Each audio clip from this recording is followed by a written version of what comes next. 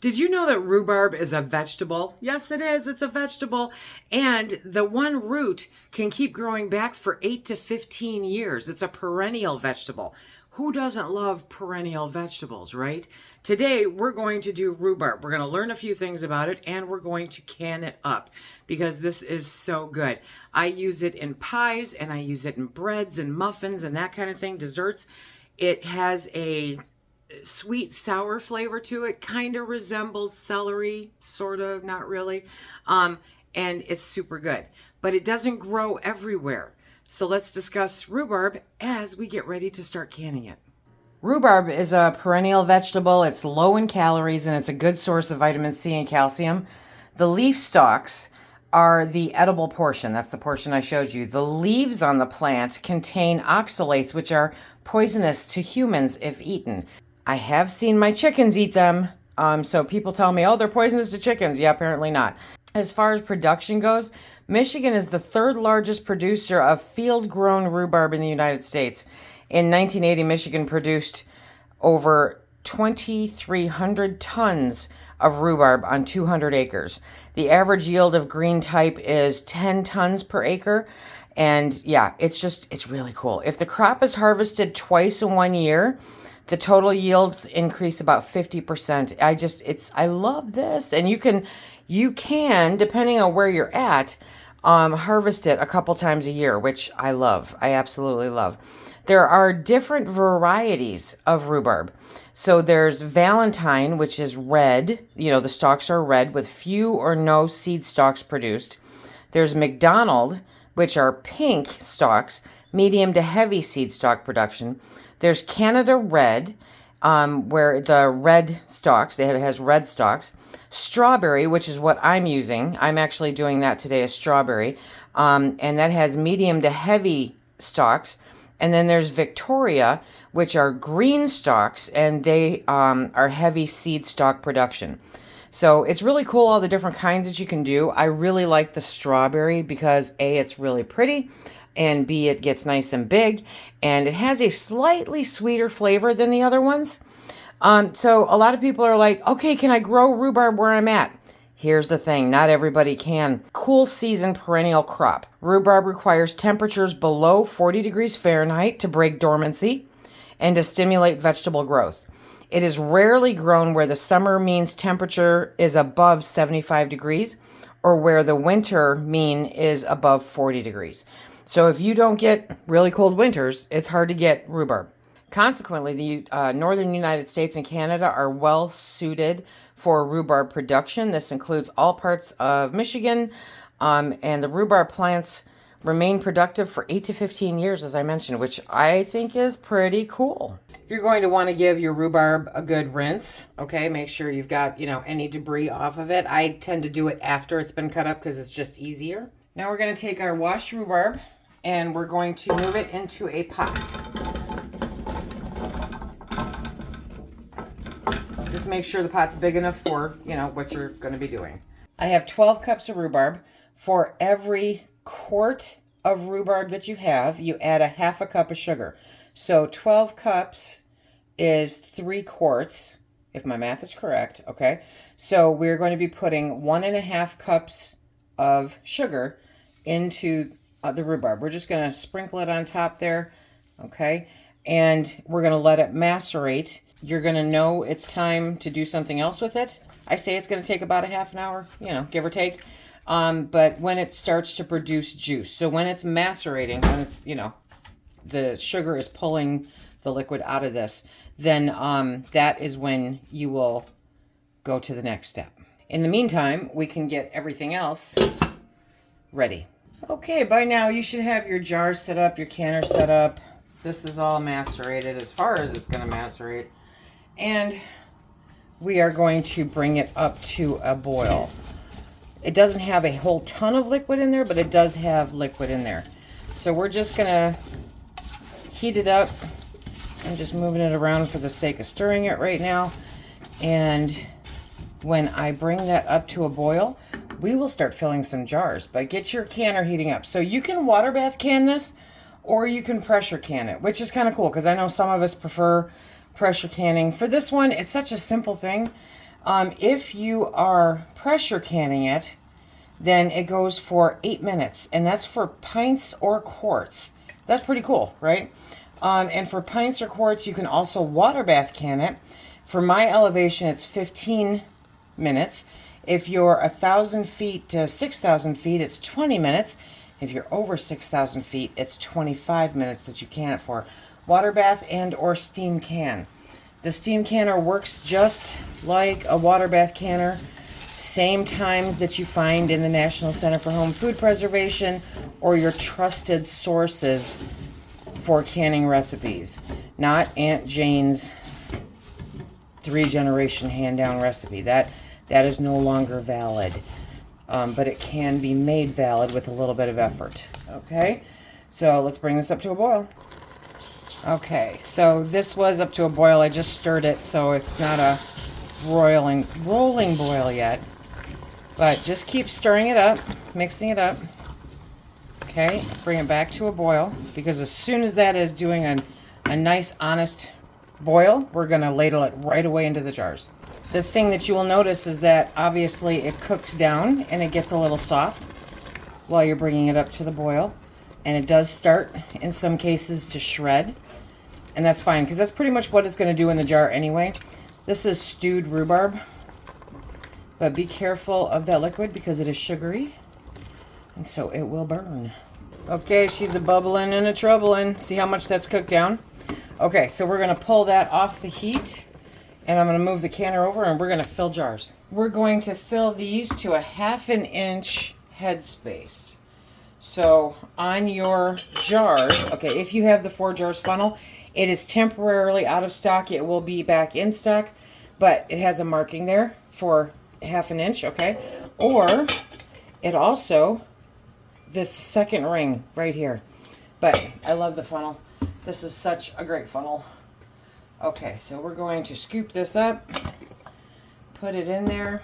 We are going to debubble just because it is a little chunky monkey, right?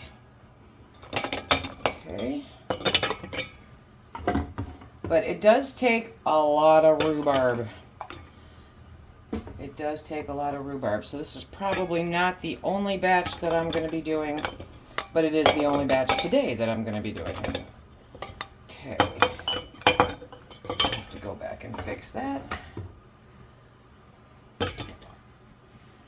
So this looks like it'll make 4 or 5 pints. And that was 12 cups of chopped rhubarb. So it does say in the National Center that it takes 10.5 pounds per canner load of 7 quarts. So it takes a lot to get the quarts. But this honestly is enough. I think this is beautifully enough for our rhubarb bread, or to add to a pie, whether it's strawberry or blueberry. It's just fantastic. Okay, so once you go in and you poke and stab them, then you can go back and adjust your headspace. No harm, no foul. I'm going to have, I don't know if I'm going to have enough for 5, but we're going to find out. Let's see what it does.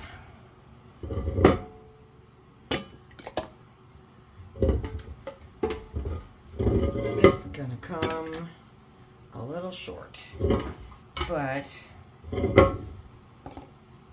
at least one of these is a little high. So this one's a little high, so we are going to take some of that and put it in here. It is not enough to can it because the headspace is completely off, okay? Headspace is part of the equation because when they factor in what what time and everything to do, the headspace is part of that equation. It's necessary to evacuate all of the air in the jars, and that is why you should always have proper headspace. So what, if you were to can that jar that was not full to the proper headspace, then it is likely that it would grow mold, it would go bad because the air is left inside. And that is why we don't bother with it. So I'm going to turn it into bread, most likely. Some rhubarb bread, which is good. Okay, so 12 cups of rhubarb turned into not quite 5 pints. So I used vinegar to wipe the rims because this is a sugary substance. I want to make sure to get everything off of it. Now we have our lids. As always, you guys, you know I love me some 4 Jars lids. They are the best lids on the market. The perfect price point. I am so happy with these. I'm hearing so many stories about lids rusting and not, not sealing, and they cost too much. And you don't run into that with 4 Jars. The failures that I have had with 4 Jars were 100% my fault. Okay, now we're going to put the rings on. Remember, these are a tool, not an engagement ring. They don't have to look pretty, they just have to function. So you're going to put them on finger tight, which is just what I did. I did not screw it on any tighter. I put it on there until it stopped moving. That's finger tight, okay? A lot of people will say that if you just use these two, that's how far you can get it. Okay, so don't make them on tighter than that, because if you do, then the lid is too snug to allow it to vacate the excess air that is part of the head. That is the headspace, okay? So during the canning process, it vacates the excess air, pushes it out, and if the lid is too tight because the ring is too tight, it will not work. It'll cause the lid to buckle. It will not seal at all. It will siphon horribly, you name it. So just finger tight. That's all you want to do. And they don't have to be pretty.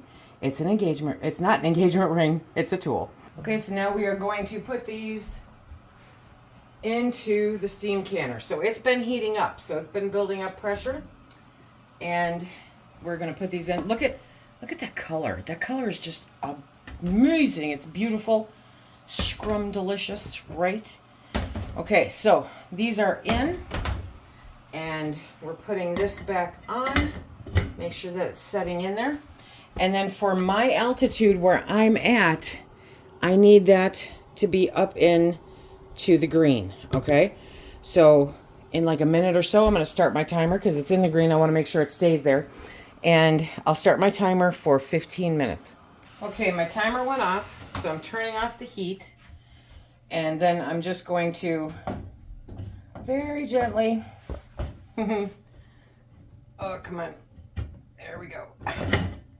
Just going to tip it to let it slowly release some of the extra steam. We're going to let it sit for just a couple minutes and then I'll pull them out. There are a lot of things that you can use stewed rhubarb for. You can use it to make a rhubarb compote, right? Simply stew the rhubarb with sugar and a little bit of water until it breaks down to a compote. Serve it over yogurt, ice cream, oatmeal. That is essentially what you've got here. So you might want to drain a little bit of the liquid, but other than that, scoop it onto all that stuff and it's super good. Then there is rhubarb crisp and rhubarb sauce. You can make rhubarb jam, refrigerator jam. Rhubarb muffins, mix it into your batter. Rhubarb crumble bars. You can work on a rhubarb chutney with this. Rhubarb trifle, right? Layer stewed rhubarb with whipped cream and angel food cake or pound cake in a trifle dish for a light and refreshing dessert. Rhubarb salsa. This one, oh gosh, mix stewed rhubarb with diced tomatoes, onions, jalapenos, and cilantro, and lime juice for a unique salsa that pairs well with tortilla chips or grilled fish. Me, I like taking a pint of my blueberry pie filling or my strawberry pie filling and mixing this in with it for the pies. Oh, it's so good. And it extends, it's kind of like oatmeal or something in meatloaf. It extends the blueberries. That's how I first got involved with rhubarb in my pies, because it's just a way to extend the fruit. And it tastes so good. It tastes so good. So this is the stewed rhubarb. We're going to wait at least 8 hours. I'm going to wait until tomorrow morning, and we'll make sure that they all sealed. If they did, we're going to wash the jars, we're going to date them, and we're going to put them up in the cupboard. If they didn't, then we can change out the lids and reprocess them. I hope that you enjoyed canning stewed rhubarb. Check out the links below. That'll take you to the National Center for Home Food Preservation. There's also a link for more information on rhubarb. And then there's also a link right here for a video on how to make rhubarb strawberry bread. Until next time, everybody, be safe.